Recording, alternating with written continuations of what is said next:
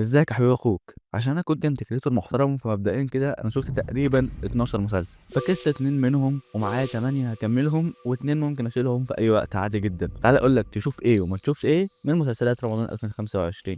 قبل ما نخش في الموضوع عايز افكرك ان رمضان هو شهر عباده مش شهر مسلسلات. اتفرج على مسلسلات في وقت فراغك بس بشرط ان هي ما تاثرش على جوده العبادات.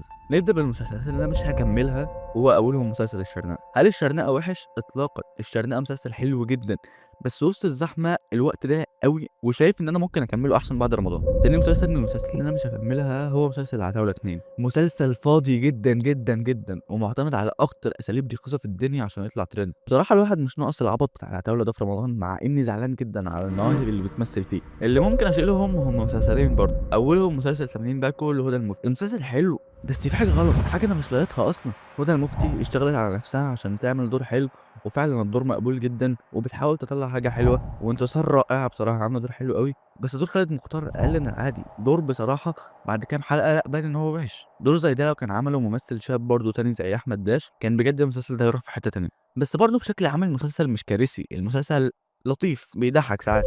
تاني مسلسل شفته هو مسلسل سيد الناس. المسلسل فيه كم حاجات عبيطه، هو ممكن يكون فيه اي حاجه عبيطه في الدنيا. اوفر اكتنج، اخراج وحش، سرد للقصه سيء جدا، حتى الديكورات هل السبتيه في لندن. بس بصراحه المسلسل ممتع بشكل مش طبيعي، في خلطه غريبه وعبيطه بس انا مستمتع.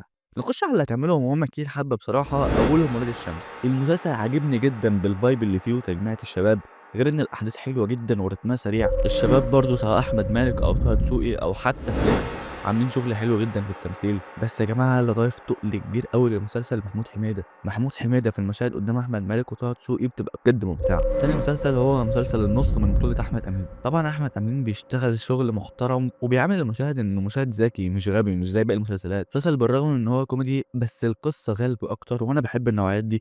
انت عندك قصه حلوه جدا بتتحكي فتره الثلاثينات تقريبا، في ديكورات رائعه، لبس مظبوط، اخراج كويس. انا مبسوط بالنص لحد دلوقتي جدا. تالت مسلسل هو مسلسل اخواتي. ده من اكتر المسلسلات اللي عجباني في رمضان لحد دلوقتي. المسلسل ده فاجئني جدا ان هو ازاي حلو كده اصلا، من ناحيه التمثيل او من ناحيه القصه او من ناحيه الاخراج. او ممكن يكون متاخد من مسلسل اجنبي اسمه باد سيسترز فعلا، بس ككل الفايب العام بتاعه رائع. انا مستمتع جدا بالمسلسل، شددني، مخليني عايز اعرف ايه اللي هيحصل كل حلقه. رابع مسلسل هو مسلسل كامل العدد بلس بلس او الموسم الثاني. المسلسل ده جميل قوي يا جماعه بجد، انا بحب كامل العدد قوي. كامل العدد بالنسبه لي ما بقاش مجرد مسلسل عائلي لطيف، لا انا بقيت بحس ان هم ناس بجد. ومثلا بكلم صاحبي اقول لهم بس ما كانش ينفع اللي شريف عمله في الحلقه النهارده، لا شريف غلطان فاهمني. عامه في حلقه كامله انا عاملها عن كامل العدد، هحط لك اللينك في الديسكربشن، يبقى خش اتفرج عليها يعني هتعجبك. خامس مسلسل هكمله هو مسلسل اشغال شقه جدا لهشام ماجد. بجد مبسوط قوي ان هو ما خيش منهم، بالعكس الحلقات فيها ضحك كتير قوي، بالذات الحلقه الثالثه والرابعه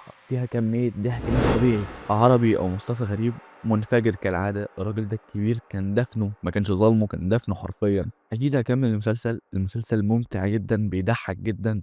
برضه من المسلسلات اللي عجباني قوي هو مسلسل الكابتن الاكرم حسني. بصراحه من اكتر المسلسلات اللي بتضحكني وعاجبني قوي. طبعا معتز التوني من اهم مخرجين الكوميديا في مصر وعامل حاجه محترمه قوي. برضه من المسلسلات اللي انا هكملها هو مسلسل جودر الموسم الثاني. عالم جودر مليان ومثير للاهتمام جدا، فخور قوي بالجرافيك المعمول في المسلسل، شغل عالمي، مبسوط ان احنا وصلنا له اصلا. المسلسل اصلا حلو، والاول حلقتين كان احداثهم كتيره وشدتني، فاكيد طبعا هكمل مسلسل جودر عشان انا اصلا فان الموسم الاول. اخر مسلسل معانا في القائمه النهارده هو مسلسل قلبي مفتاح. بجد انا فرحان فشخ بعد ما اشرف حط الباقي وبدور، غير ان المسلسل اصلا حلو. مي عز الدين عامل عوده رائعه، اسر ياسين عامل دور عسل قوي فاهمني، وطيب قوي كده فاهم، اخراج تامر محسن وتاليفه برضه، فاكيد العمل جامد جدا. واصلا المسلسل بيناقش قضيه مهمه زي الست بعد ما تطلق 3 مرات، وقصه المحلل ويعني ايه محلل اصلا. فقشطه المسلسل حلو قوي. تعالى نسيبنا من المسلسلات ونخش في البرامج اللي انا اديتها نظره.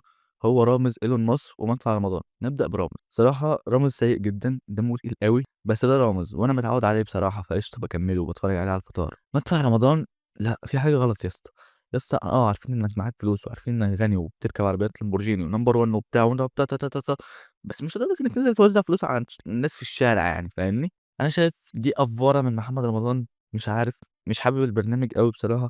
بس لقطه لما الست قفلت عليه ضحكتني فشخ. بس دي كانت كل الحاجات اللي اتفرجت عليها في رمضان 2025، ده في النص الاول بس. ان شاء الله نعمل حلقه تانية عن مسلسلات النص التاني. ما تنساش تكتب لي في الكومنتات ايه هو اكتر مسلسل عجبك وشدك لحد دلوقتي، وتعمل لي لايك وفولو وشير وسبسكرايب. وبس كده.